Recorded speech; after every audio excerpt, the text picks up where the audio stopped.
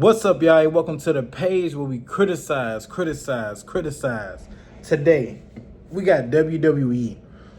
You know, I ain't gonna lie. Trying to be a YouTuber is slightly hard. I've been catching hell. With these copyrights, man. I don't know how people just be able to like do certain videos, you know what I'm saying? But hey, if y'all got the answers, please get down below and help a nigga out. But today, man, we got WWE, man. This is what made the Undertaker versus Batista rivalry so iconic.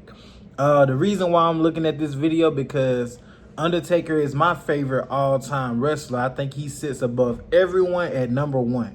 So, man, Batista versus Undertaker was huge for me. Like, that's some of the wrestling that I was able to watch in real time. You know what I'm saying? Like, where it's like Kane versus Undertaker and Stone Cold versus The Rock and stuff. I only seen that on video.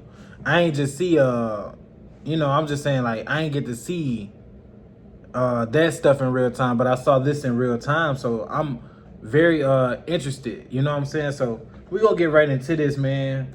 Shout out to WrestleFusion. That's the name of the page where I'm reacting to this video.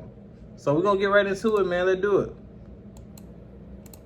The story starts in January 2007.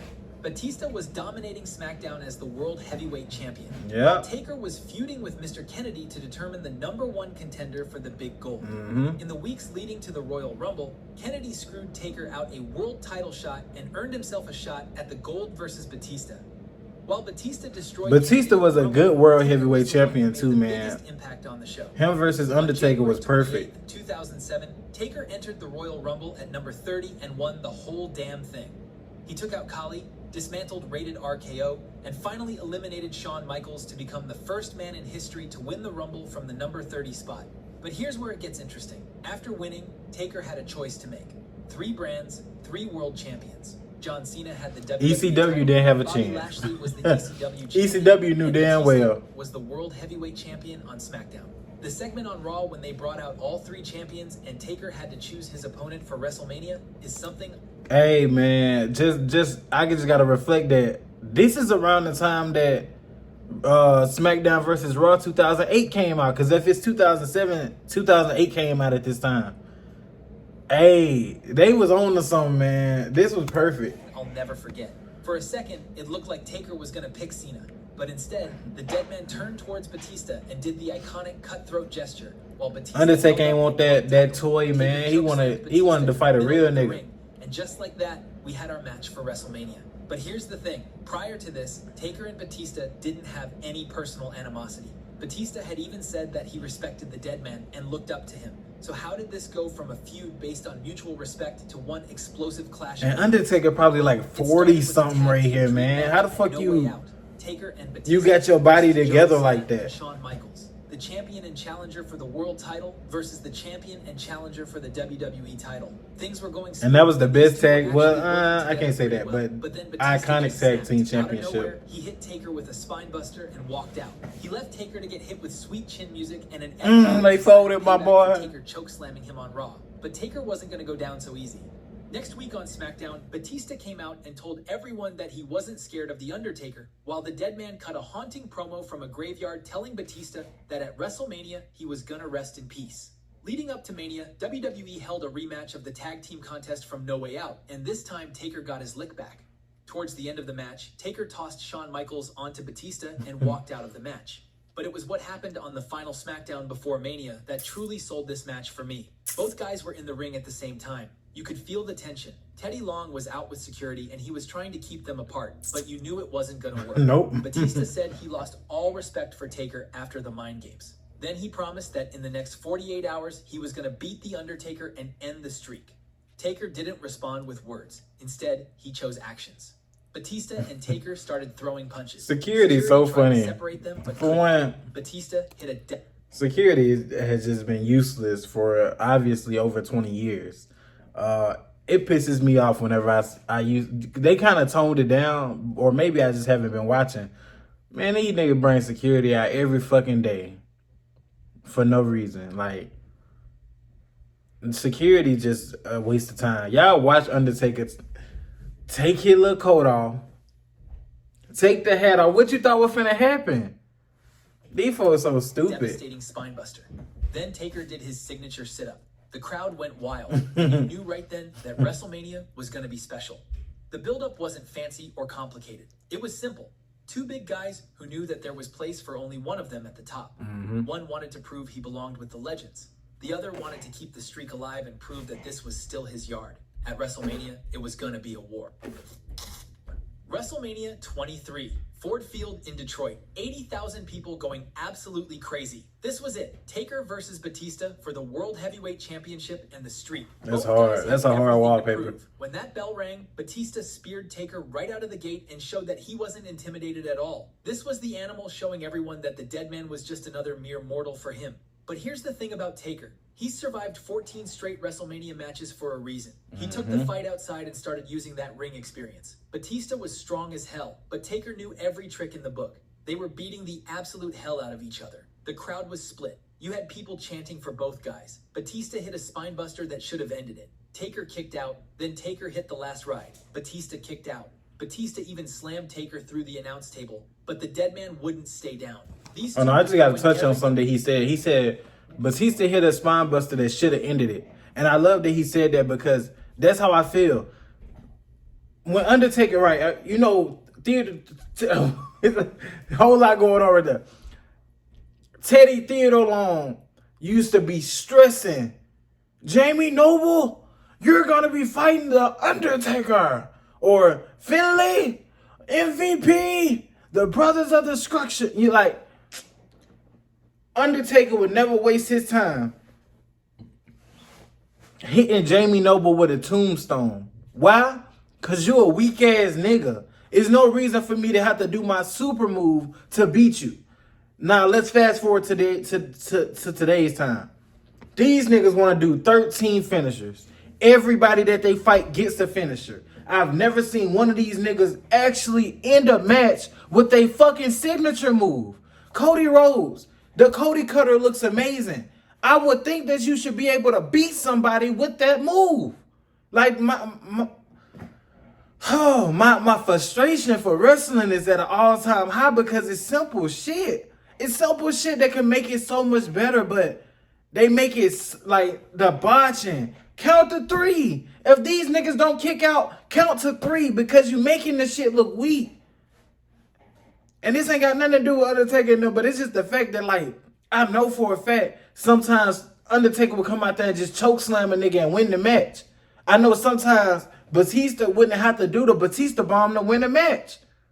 And if you are a superstar to that caliber, then that means that your overall is what? 93, 94, 95, 99. So when you fighting a nigga that's an 82 overall, he should not be shit to you. So therefore, it's signature time. It's signature time. We have to get used to actually seeing the 1, 2, 3 and not 16 kickouts before the 1, 2, 3. Please listen to me. God. That's a rant. My bad, y'all. But when it mattered most, Taker showed exactly why WrestleMania belonged. Fuck, hey, maybe go the fuck off. With a tombstone pile driver, and just like that, because he worthy. World Heavyweight Champion. Taker had won the battle, but the war was just getting started. Batista didn't make any excuses. And demanded his rightful rematch. Last man standing match at Backlash. The only way to win is to keep your opponent down for a 10 minute. If you thought WrestleMania was brutal, this was about to get even uglier. On April 29th, 2007, Batista it's the rematch. War again. They used everything they could get their hands on. Steel steps, announce tables, chairs. Taker hit Batista with a leg drop through the announce table. But the crazy my favorite move, man, I'm telling you, bro, Undertaker so loud to me, bro. My favorite move that this man used to hit used to be the leg drop off of the turnbuckle. That shit's so hard to me, bro. Like, that shit pressure. You really don't get that type of creativeness like out of these niggas nowadays no more. Like, that shit is some creative, amazing shit to me. Part of the stage collapsed on both of them. The ref counted to 10. Neither guy got up. It was a draw. Taker kept the title. That was an amazing match. But nobody won that war. The score had to be settled. There could be only one top dog on SmackDown. There had to be a clear winner. So 2 weeks later on SmackDown, Teddy Long put them in a steel cage. Just like their matches Another at tie. Backlash, Taker and Batista pushed each other to the limit. But when it came to the climax, once again, there was no clear winner. Another draw when both guys hit the floor at the same time.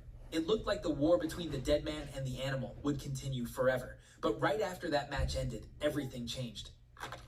Mark Henry came Oh, this the night I cried. Oh, this the night I cried, man. Yeah, it changed forever. Yeah, that was the end of... And it felt like Batista versus Undertaker had just ended kind of too quick. They did have 3 amazing matches, though, but... Yeah, once Mark Henry showed up and did Undertaker like this after a match with Batista, and then Edge come out, bro, like, I ain't gonna lie, I dropped tear this night. Exalted and already exhausted. I remember this, but boy. Just when you thought things couldn't get any worse for the dead man, Edge ran down and cashed in his money in the bank briefcase. 2 spears later, Edge was the new world heavyweight champion. Just like that, the epic rivalry between the dead man and the animal got interrupted. Taker was injured and had to take time off. The war everyone was talking about just stopped. But this wasn't the end. This was just a detour. Taker was gone for months dealing with a torn biceps injury. Meanwhile, Mark Henry was running around bragging about how he destroyed the dead man. But then, 3 months later, those creepy vignettes started. Oh, yep. The Unforgiven. was coming back for revenge. September 16th, 2007. Unforgiven. Hey, I know my shit, man. The dead man is back, and he's back with a Hey, don't act like I ain't used to be watching this. I used to pop popcorn to watch this shit. Why he's the most terrifying force in the WWE. Come on, man. But here's the thing. On the same night, Batista had won the world title back from the Great Khali. So now we had the same situation as before. Taker wanted the title. Batista was on top. And round 2 was about to begin. At Cyber Sunday, we were going to get the 4th installment in this epic war. But this time, things were different. This wasn't going to be a simple one-on-one contest. Special guest referee, man. Special guest referee. The choices were man, hey, Foley, Cold Steel. You know how old the computers was to vote for that right there? Because you couldn't vote on the phone back then. You had to take your ass down to the library. That's how I used to watch like the pay-per-views. I never got to watch a pay-per-view growing up. Because that shit was $69 or $49 like on pay-per-view. Bro, I used to have to go down to the library. Guess what I used to have to click on? The gallery. I used to have to click on the gallery and flick through the pictures. You might see a little picture of Jeff Hardy hitting the twist of fate. You might see a picture of him doing a little whisper in the wind. Like, that's how I used to know who won. I'm telling you, bro, life was different, bro. Like, if you love something, you had to put effort into it to figure shit out. You couldn't just grab your phone and type some shit in and see. Like, you had to put effort into it, man. I just remember, like, trying to vote for who I wanted to be the special guest referee during this time. 2007, man. And just like everyone guessed, Austin won by a landslide. The addition of Austin as referee introduced another wild card element into this already heated war. But when the smoke settled, it was the animal's dominance that had everyone talking. Taker hit Batista with his best My favorite move. choke slam, last ride, you name it. But Batista absorbed everything the dead man threw at him and kept going. Towards the end, Batista hit Taker with 2 Batista bombs and pinned the dead man clean in the middle of the ring. This was huge because defeating the Undertaker clean on a pay-per-view was an exception, and Batista was one of the only men who could have made it look believable. The score was now tied. Batista was the only man who I would believe could actually beat that man. One more match, the ultimate match, Hell in a Hell in a Cell. Hey, these boy had real rivalry, bro. Survivor Series in Miami. This was probably going to be the end of their feud. Winner takes the gold. Loser goes to hell. And the match did not. Loser goes to hell. Batista brought his raw power game and hit a Batista bomb through a table. Taker kicked out. Hey, man. Batista with the tombstone, but it wasn't enough. Batista never hit the Batista bomb perfectly on Undertaker, but that's the reason why I used to love to see him hit the Undertaker with the Batista bomb. It was like the sheer power to almost get this nigga body as far as I can. Cause Undertaker was always being a little slanted. And just to get him up high enough just to like, bruh, man, this was a great time in life, bro. This was a great time in life. Towards the end, both guys were beaten to hell. Taker hit a tombstone on the steel steps and went for the pin. But then Edge showed up. Edge, who had cashed in Edge, on we Taker, can. world champion earlier. You would hate Edge back Edge then, had to bro. vacate the world title due to injury.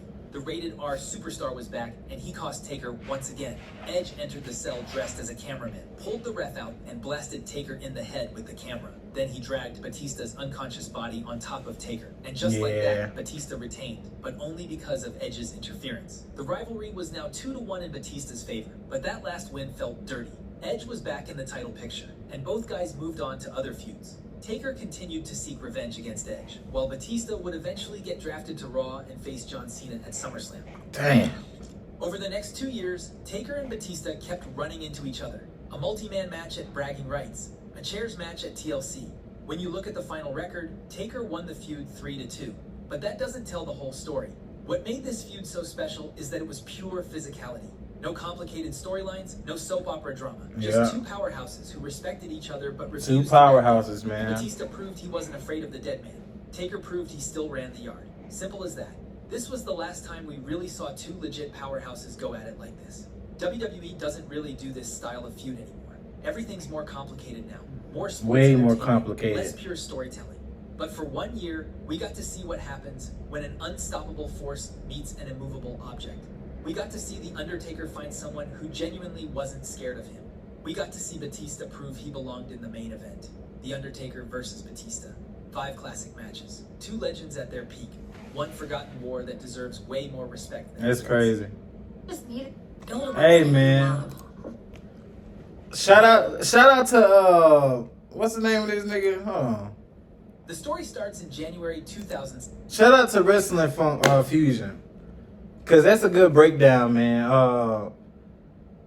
It felt like Edge was just fucking up something amazing.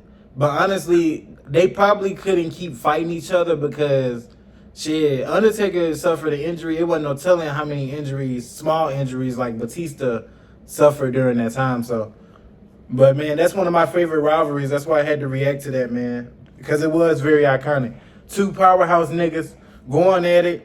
That was one where it was like, for me, of course I'm going for Undertaker no matter what, but I wasn't sure, man. I just wasn't sure. Like, you see him fight like somebody like Mark Henry, you know Undertaker is more skilled than him. You know what I'm saying? Like, Mark Henry might be stronger, but Batista is a person who got a little skill and power.